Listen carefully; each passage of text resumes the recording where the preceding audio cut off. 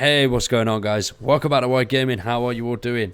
So today we are here with some more Generation Zero, and we are here to show you our top 5 locations in the South Coast region. Obviously, the region has had a massive revamp, this and the Farmlands, since the Fnix Rising DLC. We've got a very special guest helping us out with this list. That is Tenebris Infinite. Thanks for joining us, man. What's going on, everyone? Thank you for having me, Wired. I am absolutely stoked to be here. I cannot wait to get into this list. The Southern Coast revamp is absolutely massive. So between the two of us, we are covering the South Coast region and the Farmlands. Make sure you go check out his channel as well. He's got some awesome Generation Zero videos, and he is doing his top 5 locations on the Farmlands region. Obviously, there's been a massive revamp since the update, so there's a lot to check out. Let's get into this. The Fiskback docks. Now, I think this is really cool. I don't know why the machines need docks. They're not in the water, so what are the docks for? What purpose are they providing? They've got loads of the generators as well, like these ones here, that just pop up all around. You can find them scattered all across the South Coast. They're really cool, and they are destroyable as well. Well, some of them on missions are. I'm not too sure if every single one is, but yeah, they're quite cool little things. And I'm very curious as to why they need docks. It's very strange. Let's go and have a little bit more of a look around.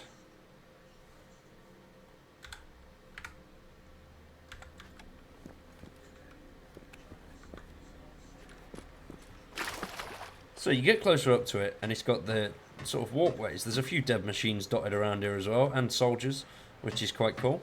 And obviously that generator is coming out of the water. The fog machine type thing. It's a shame we can't jump in there and have a look. Be good if we could swim, but obviously we can't, so never mind. And they've also got a load of the boxes on, which is even better. You can find these scattered around most of the Fnix sites, and it is part of the challenges as well to grab 30 of these. So it's definitely worth looking at. It's just a cool little area just to check out. I mean, it's down here. It's not marked, not as a town type thing, but it's definitely new in the update.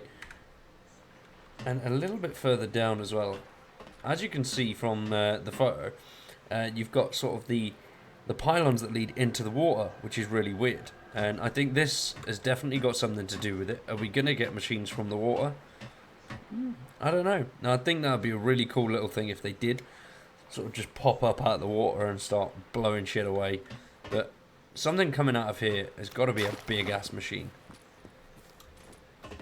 And there'd be nothing small coming out of the sea, would there really? Let's be honest.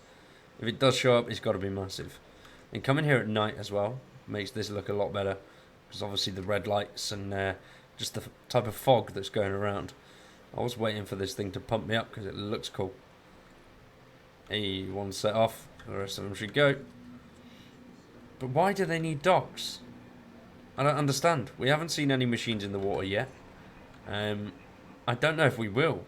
But just them having docks, and obviously the screen grab you've just seen, makes me really think that they will be coming from the ocean at some point. Or is that where they came from in the first place? Don't know. Right, let's move on to the next one. Alright, so for our next location, we're coming on over to Anxious Manor, which has gotten a massive facelift as of Fnix Rising. This location was already really interesting due to the ruins that you could find kind of scattered around this barnyard. But now it's been pretty much tripled in its interest value based on the destruction you can find in the location and the really strange Fnix kind of future tech that you could find in the location. Another thing that makes Anxious Manor such an interesting location is the mission that you actually take here. I'm not going to spoil anything, but it is a stealth mission, and it is the first stealth mission here in Generation Zero. With the June update, there were a lot of changes made to stealth in the game, and it currently feels really, really good. And it's awesome having a mission that just kind of highlights how stealth has been improved in the game so far. But wait, there's more. So another couple things that makes Anxious Manor such a cool location are these harvester kind of drop pod locations. And these are excellent sources of loot in the game, and you can find quite a few of them scattered around Anxious Manor. These are really interesting lootables because they contain a very wide variety of loot that you can get from them. Then on top of that as well, Anxious offers tons for exploration. There's these little hidden alcoves of scaffolding that you can kind of parkour and climb your way up in order to receive various items that are stowed away on top of them. And then for the final cherry on top, Anxious Manor is an excellent location for farming experience after you've completed the mission. The hunters that spawn in the area will actually respawn upon triggering the alarm or hitting some sort of trigger in the location itself. So you can come here to reliably farm hunters and a couple doggos for something upwards of about like 2,000 experience per go, which is really, really good in terms of experience gain and the kind of effort that you have to put into it. So it's a really great location afterwards for grinding machines. Now, this might not stick around forever because the devs don't like keeping set spawns very often in this game, but for the time being, it is an excellent utility to use when it comes to grinding out experience.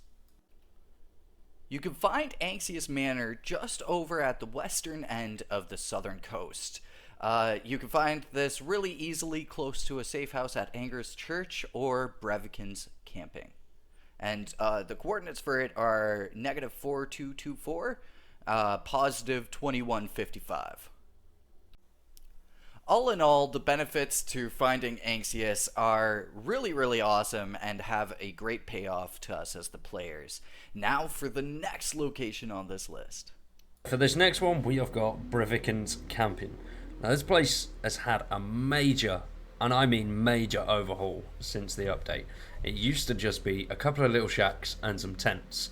Now, as you can see behind me, it's burning buildings, there's Fnix structures, there's machines everywhere. It's definitely a place you want to check out. Coming here in the evening as well, I mean, all that is quite foggy, which makes it look really cool. So you've got the pylons going into it as well. Once again, water. Why is there power coming in from the water? What is in the ocean? There's something in there. As you can see here, all these buildings are now rubble. It was just a couple of little shacks, but they've gone. Obviously, you've got the Fnix structures powered all around here, which is really cool. Let's get in there, have a little bit of a better look around. It's an awesome place. So as you come over the bridge from your safe house, you immediately notice all the smoke. And obviously, we're back now in the day, but nighttime it just looks really creepy. Daytime, not so creepy. More so, Warzone. Everything's been blown to absolute Kingdom Come, which I love. I absolutely love that. I love that they've added things like that, and you've got a hell of a lot of these. Mysterious transcription. Oh, that's new. I haven't seen one of them before. So off the grid, nice. So around this area, there's so many machines as well. They just roam around. Obviously, you've got the little campsite where the soldiers were staying, which is cool. But just keep moving around, and there's all these destroyed cars. I don't know what they're doing with them. They never used to be here. There's also around 15, I think, of these boxes, which is great. It will really, really help you out with that challenge. That's pretty much half the challenge in just this one location. So it's definitely worth coming over here, having a look, and picking up some of the stuff. And we're getting loads of random stuff today. Piles of rope and all that. I've not seen stuff like that before. But they're just dotted everywhere as well. It's definitely worth a look. I love the fact that obviously they've added the destruction and just the cars. I don't get the cars. I don't understand why they're doing that. So you've got the power lines as well. Like I said a minute ago, that they run into the water. So what's in the water? Obviously this DLC, I think, for me, has raised more questions than it's answered. And I like that. I think that's good. That means there's more to come, which is really exciting. But this is definitely a location you could check out. It is Breviken's Camping, and it is located just here. Really nice little place. Now for our second last location of the day, we're going to be coming on over to Gutby Farm. This is a really awesome location for a number of reasons. It's got one of the coolest kind of parkour segments in Generation Zero, in my personal opinion. It's got a great amount of loot to it. It's an awesome spawn location for Fnix machines, and it's just got this really awesome design and motif around it. So you first run into the facelift of Gutby Farm during the main mission chain, Clearing the Path, which hands down is one of my favorite main mission chains in Generation Zero so far. It just flows so seamlessly and has a really impactful kind of method of storytelling. And as well, normally I hate escort missions, but Generation Zero is one of the few games to get escort missions right. With tons of lootables, those new harvester containers just scattered all around the area, tons of dead soldiers and downed machines, and then also as well the spawn rate of Fnix machines in the area. Gutby Farm is just excellent for farming resources. As well, Gutby Farm is home to one of the new forms of environmental damage, being barbed wire. It's a really interesting form of environmental damage, and I'm really curious how that's going to span out in future facelifts of various regions around the map of Generation Zero. Now, for that bit of parkour that I was talking about earlier, basically there's two methods of getting into the second barn here at Gutby Farm. So the first method is taking the kind of pylon that's just outside of all the shipping crates as you first enter Gutby, and riding that up and then hopping across and crawling your way through the window. Though this method does deal a little bit of fall damage, you should be absolutely fine. And as long as you don't have a swarm of machines outside of the farm, you'll be relatively safe taking that fall damage.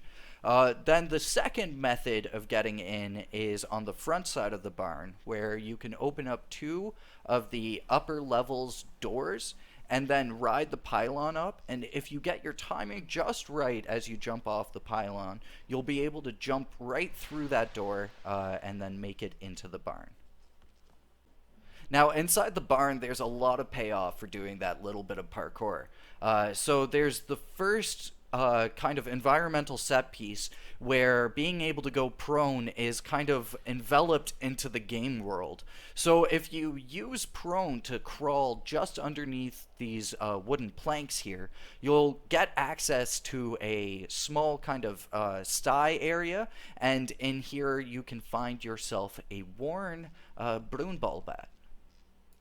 Now, finding Gutby Farm is pretty easy considering it's part of the main mission chain, but it is just over here at 3002, or negative 3002, by 3125 on the southern coast.